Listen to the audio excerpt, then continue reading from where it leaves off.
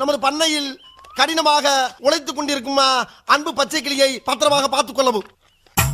ஏனென்றால் அவன் என் கண்ணுக்குள்ளே திரிகிறான்.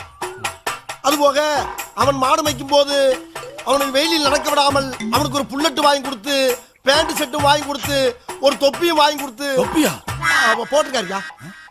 அவனை அவனை அழகு பார்க்குமாறு மிக தாழ்மையுடன் கேட்டுக்கொள்கிறேன்.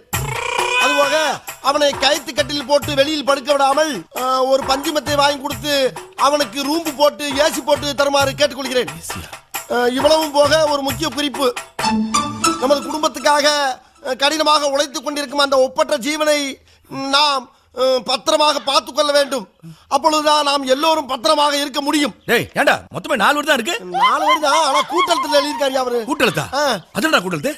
நான் படிச்சிருக்கல கூட்டெழுத்து. அந்த டீச்சர்ட்ட அப்படிதான் எழுதிருப்பாங்க. கேளுங்க.